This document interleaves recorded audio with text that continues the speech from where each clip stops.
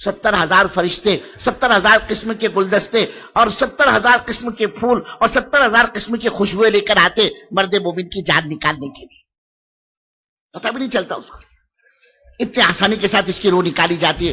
اور اللہ نہ کرے اس نے من کی چاہتوں کو دنیا میں پورا کیا، اچھا مکان مل جائے، اچھے کپڑے مل جائے، میری چاہتیں یہی پوری ہو جائے، اور اس کے لیے نہ حرام کی پرواہ کی، نہ حلال کی، جھوٹ سے، سود سے، دھوکے سے، غبن سے، کورٹوں میں جا کر جھوٹی گواہی سے لوگوں کی زمینیں اور مکان ہڑپ کر کے اس نے دنیا میں اپنی جان بنا لی. اللہ کی قسم اس کے اثرات اس کی موت پر پڑتے، اس کی قبر پر پڑتے. کہ حال یہ بنتا ہے بزرگوں کہ چیخ رہا ہے، یہ چلا رہا ہے، چلانا چاہتا ہے، چیخنا چاہتا ہے، لیکن آواز نہیں نکلتی اس کی موت پر. کہ 1000 گھاؤ تلواروں کے تیر کے ایک طرف، اور اس کے مقابلے میں فرمایا موت کی تکلیف جو ہے نا وہ اس سے زیادہ، کئی گنا زیادہ سخت ہے.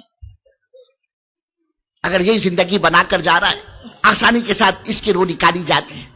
قبر میں استقبال ہوتا ہے، یہ اعمال، یہ اس کا ذکر، اس کی تسبیح، اس کی تلاوت، اس کا سردی کے دنوں میں اللہ کے سامنے ٹھنڈے ٹھنڈے پانی سے وضو کر کے اس کے ماتھے کو جھکانا، یہ سارے اعمال جو یہ دنیا میں کیا کرتا تھا خوبصورت شکل میں قبر میں جمع ہو جاتے. موت کے فرشتے کو آنے نہیں دیتے، قبر کے عذاب کے فرشتے کو آنے نہیں دیتے وہاں پر. ہاں، خود پہلے سے جنت کا بستر لا کر اس کی قبر میں بچھا دیا جاتا ہے.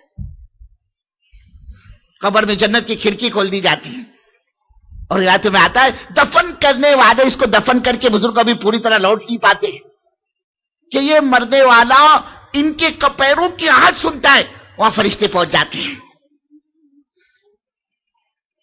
اور اس سے سوال و جواب ہوتے ہیں. لیکن سارے اعمال اس کو گھیرے ہوئے چاروں طرف سے. ان فرشتوں کو بھی قریب نہیں آتے جو منکر نکیر ہوتے، سوال و جواب کے لیے آتے. بابا یہ تو ابھی تھکا مانا دنیا کی مصیبتوں سے اس نے نجات پائی ہے، اب یہ سکون کی جگہ پر آیا ہے، اب تو اس کو سونے دو. ہم تو اللہ کے بھیجے ہوئے فرشتے چاہتے کیا ہو کہ اس سے کچھ سوال جواب کر دیں.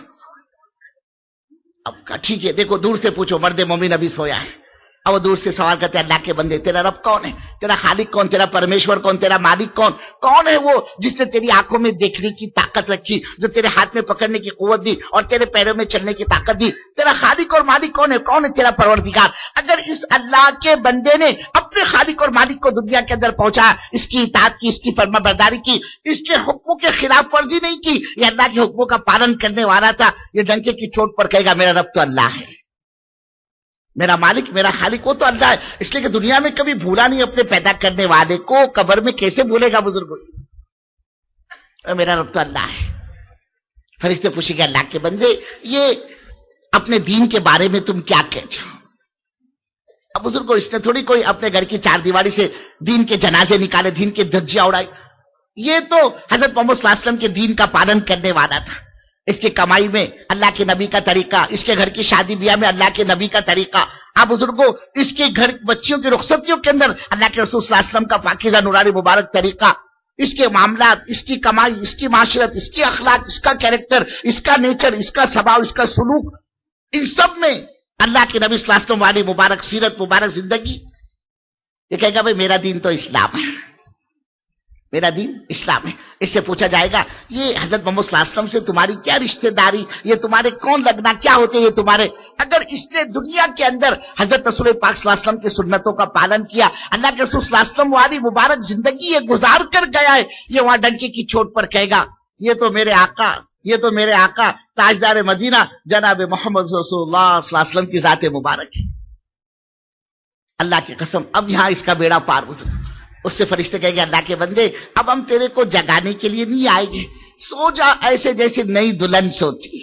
اس کو سنا دیا جائے گا. اور پھر وہ قبر کا زمانہ جو ہزاروں برس کا زمانہ ہوگا، ہم کو تم کو کیا پتا بزرگوں قیامت کب قائم ہوگی. اللہ سے پوچھا گیا، اللہ کے نبی سے سوال کیا گیا اللہ کے ابھی قیامت کب آئے گی؟ اللہ نے قرآن کی آیت اتاری ان اللہ عنده علم الساعہ، قیامت کب آئے گی یہ تو اللہ ہی کو پتا ہے. وَيُنَزِّلُ الْغَيْثَ، بارش کب ہوگی، کتنی ہوگی، کہاں ہوگی، کہاں نہیں ہوگی یہ بھی اللہ ہی جانتا ہے. وَيَعْلَمُ مَا فِي الْأَرْحَامِ، باپ کے صلب سے جو قطرہ منی کا ماں کے پیٹ میں منتقل ہوتا ہے، اس منتقل ہونے والے قطرے سے کیا بنے گا اس کو بھی اللہ ہی جانتا ہے. وَمَا تَدْرِي نَفْسٌ مَاذَا تَكْسِبُ غَدًا، اور آئندہ کل کو کیا ہونے والا اس کا بھی علم اللہ ہی کو ہے، کوئی نہیں جانتا سوائے اللہ کی.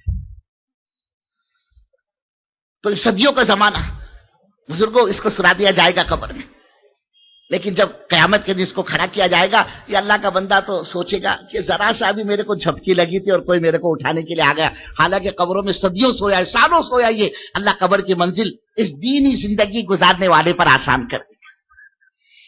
پھر وہ قیامت کا دن بزرگوں 50,000 سال کا ہوگا، 50,000 سنہ۔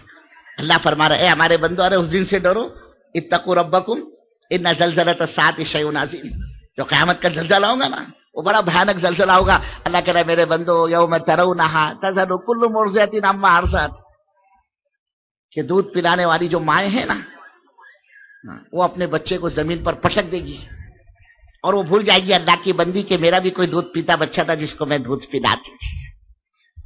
وتضع کل ذات حمل حملہ، گھبراہٹ اور وحشت کی بنا پر بزرگوں حاملہ عورتوں کے حمل ساقط ہو جائے گی۔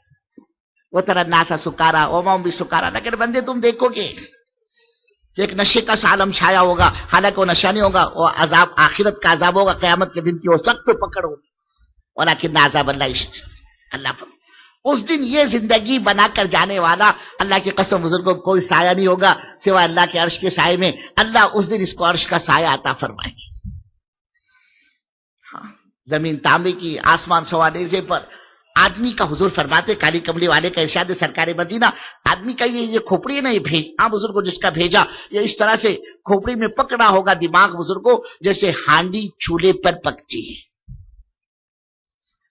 اس دن اس کو عرش کا سایہ ملے گا، زندگی بنا کر جانے والے کا کوئی سایہ نہیں ہوگا، اور حساب اتنا آسانی کے ساتھ، اللہ اکبر،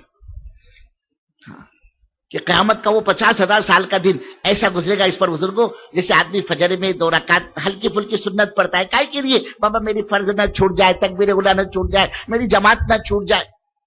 ایسے 2 رکعت، ہزاروں سال کا زمانہ، 50,000 سال کا وقت ایسا گزرے گا جیسے 2 رکعت سنت پڑھنے میں آدمی کا لگتا ہے، ساری گھاٹیوں سے۔ اور پھر اللہ فرما رہے زندگی بنا کر جانے والے کو میں تو اس کے لیے جنت کے دروازے کھول دوں۔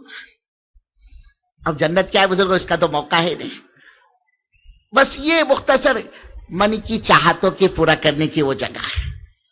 اور ہم کیا چاہتے ہیں؟ میری ساری چاہتے یہی پوری ہو جائے، اچھا مکان میرے کو یہاں مل جائے، اچھے کپڑے یہاں مل جائے، اچھے کھانے یہاں ہو جائے، میری ساری چوائس جتنی بھی ہے، ساری چاہتے وہ سب دنیا کے اندر پوری ہو جائے۔ اللہ کی قسم بزرگوں اللہ نے دنیا کو ضرورت کے پورا کرنے کے لیے بنایا ہے، اور ہماری تمہاری خواہشات وہ تو جنت میں اللہ آخرت میں پورا کرے گا۔